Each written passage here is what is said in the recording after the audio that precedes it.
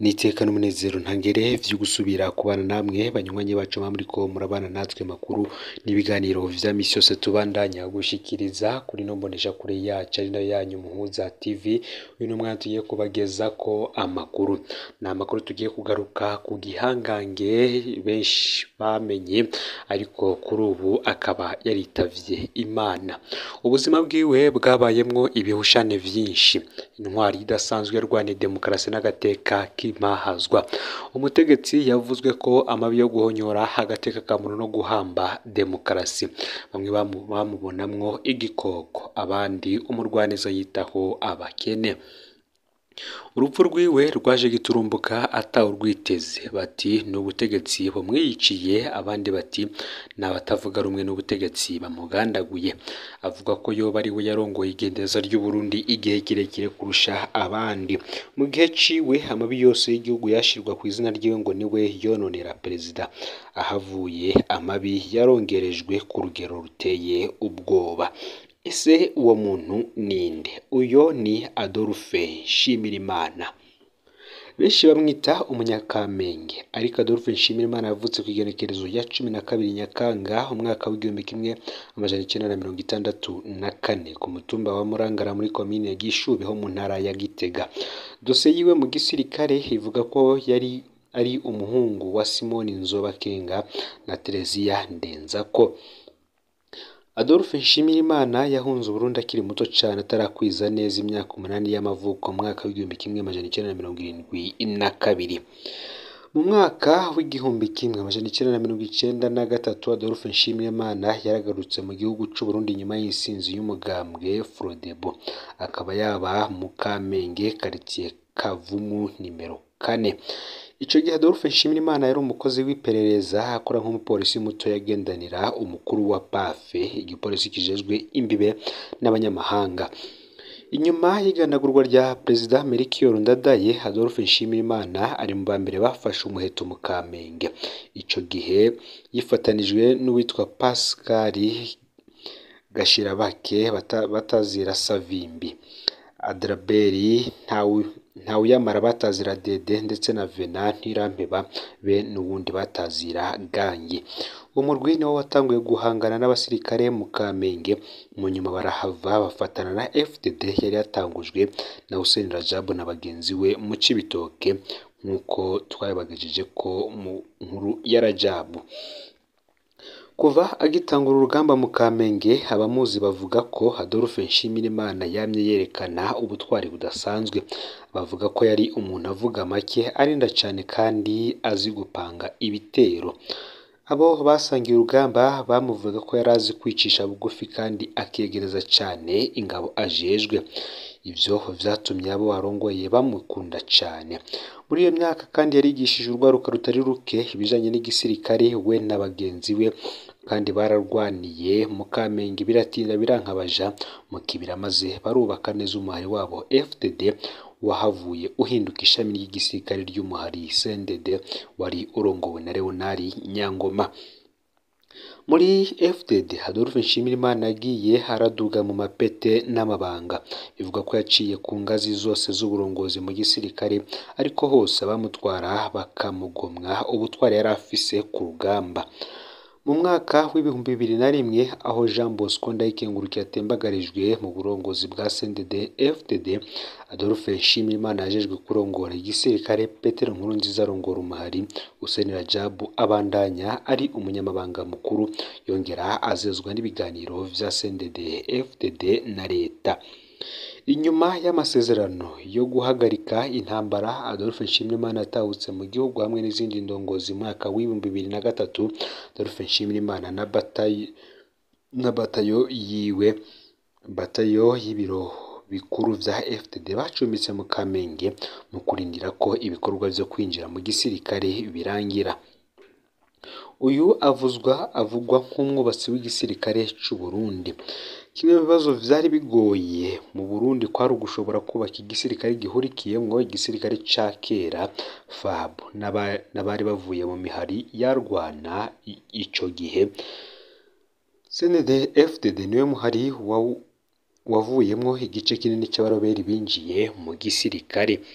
ni nawo waciye uronka ibibanza bikomeye mu burongozi bw'igisirikare kurusha iyindi mihari y'abaroberi. Umukuru w'igisirikare ca CNDD-FDD General Adolphe Nshimirimana yagenywe kuba icegera c'umukuru w'ibiro bikuru vya gisirikare c'u Burundi. Muri ayo mabanga yabaye icegera ca General Germain Niyoyankana yari arongoye ibiro bikuru vy'igisirikare. Adolphe Nshimirimana yinjiye mu gisirikare c'u Burundi afise nimero matrikire 661 araheza ahabwa SS ubusa 5. Kuba igisirikare gishasha c'u Burundi carashoboye kubakwa atankomanzi, igihugu ngo kikaba kibikesha ubutwari bwa General Niyoyankana na General Nshimirimana.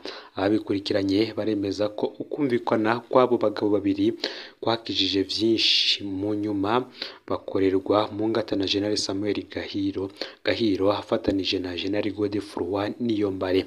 Uburundi bukaba buri mu bihugu bike gufatanya igisirikare cy'igihugu n'igisirikare kivuye mu ishamba byagenze neza kandi bikarama. Muri ico gisirikare Adolphe Nshimirimana yabandanije kuduga mu mapete naho yakorera mu bindi bisata vy'igihugu, maze aba General Major mu mwaka wa 2006, mu nyuma aba Lieutenant General kugeza agandaguye mu mwaka wa 2015. Reka tubandanirize ku rupfu rwa Adolphe Nshimirimana. Hari ku munsi w'Imana igenekerezo ya 2 Myandagaro umwaka wa 2015.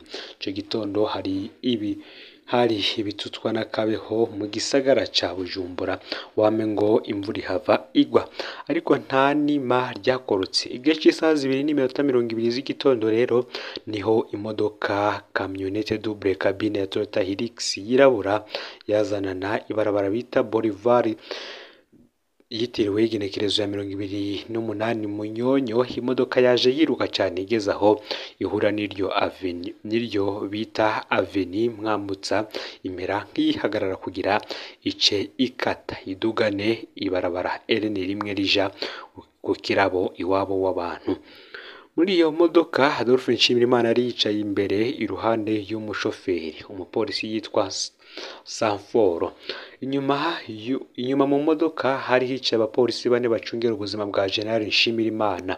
Ako kanya nyene nk'isaha 2:25 niho haca hazi n'imodoka camionette yera nayo imanukana rimwe ica irazibira imwe irimwo General Nshimirimana. Ikinyamakuru Iwacu kivuga ko iyo modoka yarimwe abasirikare 6 bambaye ibintu bibanyegeza mu maso be n'amaruri manini nk'ayabagendanira umukuru w'igihugu. Abo basirikare bari bafise ibikoho binini birimwo lance roquette na mitrailleuse. Mukanya isase baba barateye rokete ya mbere irahosha imodoka ija kugwa imbere ya cabinet medical Cesari ibangikanywe n'ibitaro rwa Karidi. Baca bungikanya rokete ya kabiri yo ikubita ya modoka ireruye General Nshimirimana ku ruhande rw'imoteri imbere y'umushoferi. Imodoka ica irahagarara, umushoferi abacikanya ku kanya nyene. General Adolphe Nshimirimana nk'ingwanyi yamenyereye urugamba yasohotse mu modoka afise Kalashnikov mu minwe agerageza kwirwanira, ariko ntivyakunze kuko amasase yamugemye mu mutima aca aratemba mu ikaburimbo. Umwe mu bapolisi bamugendanira yitwa Ciza nawe yasandavye ako kanya nyene, abandi barakomereka. Hafi yaho hari ibiro vya Regideso. Umupolisi ahararira avayo arasa, maze bamwe bateye baca bafata imodoka barahunga, ariko bagenda babonye ko General Nshimirimana yamaze gupfa. Umupolisi akaba ari we wa mbere yanashitse ku modoka ya General Nshimirimana, atora ibiziga arabipfuka n'ikote z'imvura yasanze muri iyo modoka. Igitero bivuga ko camaze nk'iminota 5 gusa kiba kirahitanye ubuzima bw'intwazangabo ya mbere yatinywa mu Burundi. Inkuru iraheza ikwira Uburundi bwose n'amakungu. Iri gandagurwa ryari riteguye bikomeye cyane. Kuva isaha imwe y'igitondo ibarabara rya Boulevard du du 28 Novembre be na RN1 kuri Gare du Nord yariko abasirikare bambaye nk'abacungera umukuru w'igihugu bipanze nk'uko bigenda iyo umukuru w'igihugu agira arengane. Imbere y'uko imodoka General Nshimirimana ihagera abo basirikare barigejeyo abanyagihugu n'imiduga nk'uko bigenda nyene umukuru w'igihugu agira arengane. Vyaraboneka kandi ko abo basirikare bari bafise amakuru y'ingene umwanya wa Adolphe Nshimirimana wari utunganijwe ico gitondo kandi ko bari bafise ababacungiye kuva iyo yazananye. Kimwe mu bibazo bitazwi neza ni impamvu General Nshimirimana yajeruka cane ico gitondo nk'uko hoba hari ahantu yari yihutiye kuja. Amakuru tudashobora kwemeza avuga ko yari azi ko atumwe ko kubonana n'umukuru w'igihugu ko yoba yari aciye iwabo w'abantu kwitunganya kaca aja ku kirimba c'umukuru w'igihugu. Ni bande boba barateguye bongera barategeka iyicwa rya Adolphe Nshimirimana? Iki ni ikibazo kigoye cyane kubera Adolphe Nshimirimana yari afise abansi benshi rwose, hoba mu butegetsi hoba no mu batavuga rumwe n'ubutegetsi, eka mbere no mu makungu. Ubwa mbere abatavuga rumwe n'ubutegetsi bafata Adolphe Nshimirimana nk'umwansi wabo rutura, nari ryavugwa mw'iganagurwa ry'abatari bake. Muri abo uko yavugwa mw'igandagurwa ry'abatari bake, muri abo batavugwa rumwe n'ubutegetsi hari harimwo kandi bamwe mu bahoze basangira urugamba na General Nshimirimana muri FDD. General Nshimirimana yanafatwa nk'umwe mu babujije itembagazwa ry'ubutegetsi mu mwaka w'ibihumbi 2015. Abo rero barashobora kwiyumvira kumwica, ariko ngo vyari bigoye ko bari gushobora gukora ico gikorwa uko cagenze badafashijwe n'abandi bakomeye mu butegetsi. Umurwi wa kabiri washobora kwipfuza urupfu rwa General Nshimirimana ni abatwara iperereza, kubera Adolphe naho ataragitwara iperereza ibibazo bikomeye vy'iperereza yarabigumanye kandi agumana abamuha amakuru. Ivyo rero ngo vyarashobora gutera ishari rikomeye abamusubiriye na rirya bari muri bamwe bandika basaba ko akurwa.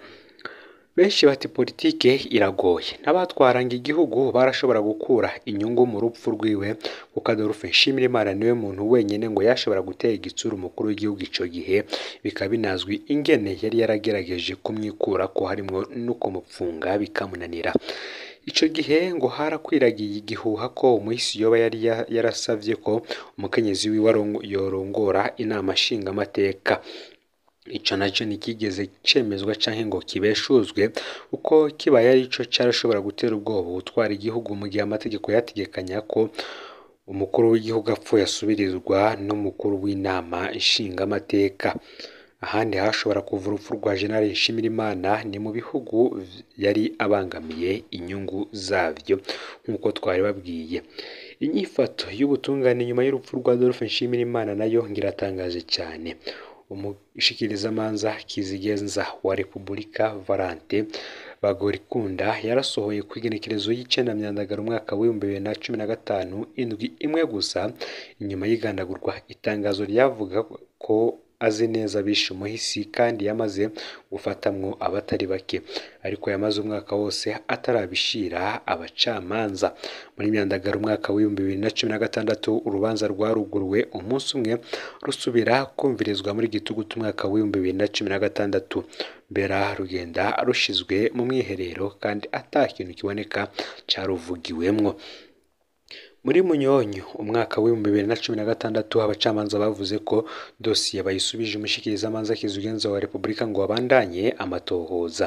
Muri Kigarama uwo mwaka nyene w'ibihumbi 2016 urubanza rwarahamagawe rurumvirizwa kanya gatoya, umushikirizamanza aba nta vyabona ashobora kwerekana, urubanza ruca rwigizwayo. Urubanza rwasubiriye kandi guhamagarwa inyuma y'imyaka 4 muri Rusama umwaka w'ibihumbi 2020, naho nyene rwumvirizwa amasaha 3 gusa ruca rushirwa mu mwiherero. Ibintu bibera muri urwo rubanza ni ibitangaza gusa. Icabona c'umushikirizamanza nticitaba muri sentare, abacamanza nabo basa nuko atakuri bakeneye kuronka. Umuntu ngaho rero aca yibaza ninde adakeneye ko umuco uboneka muri urwo rubanza. Aha kandi twokwibutsa ko igihe ruhamagarwa muri Rusama umwaka w'ibihumbi 2020 rukumvirizwa amasaha 3 gusa rugashyirwa mu mwiherero ata muco ubonetse, hari hahejeje gutorwa umukuru w'igihugu mushasha, biboneka ko uwahahora yasa n'uwipfuza kugenda ahamvye iyo dosiye. Ikindi kandi ngo gitangaje ni ingene iperereza ryagumye ryihutira kwica bafise ico bazi, aho kubajana muri sentare ngo babashire ahabona. Ivyabaye ku igenekerezo ya 2023 Munyonyi, iperereza ryaranyuruje mu Kajaga Apollinaire Nimbona yahoze mu gisirikare, aho kumujana imbere y'ubutungane ngo ubu rero bashinye kumugandagura inyuma y'iminsi afungiwe mu gasho. Apollinaire yarabwiye Focode ko hazi ibijanye n'urupfu rwa Adolphe Nshimirimana. Igenekerezo ya 13 Kigarama umunyororo Renova Nimbona yarahawe uruhusha rudasanzwe mw'ibohero rya Gitega, arasohoka uwo munsi nyene ku murango aratorokeshwa, bukeye igipolisi cerekana ikiziga ciwe ngo yarashwe na mugenzi we. Renova Nimbona nawe yarabwiye Focode ko afise amakuru ajanye n'urupfu rwa General Nshimirimana, kandi n'uwo murango atorokeshwa hari amajwi abo mwishirahamwe Focode bari baronse yerekana ko atarashwe na mugenzi we nk'uko vyavuzwe mu gipolisi. Amakuru aharavuga ko Renova yishwe mw'ijoro n'iperereza, maze ikiziga cyo gitabwa kiboshwe aho catowe bukeye. Ngo biratangaje rero ingene umuntu yoba yarashwe isaha 7 z'umurango ariko arahunga, ariko ikiziga kigatorwa bukeye kandi kiboshwe. Renova Nimbona yahoze ari umushoferi mu biro vy'umukuru w'igihugu. Biboneka ko umuntu wese afise amakuru kw'iganagurwa rya General Adolphe Nshimirimana yishwe kugira ntaze havuge ivyabaye. Ikibazo kiguma ari ca kindi, ati ninde yari afise inyungu ko ukuri kutamenyekana ku bijanye n'urupfu rwa Adolphe Nshimirimana.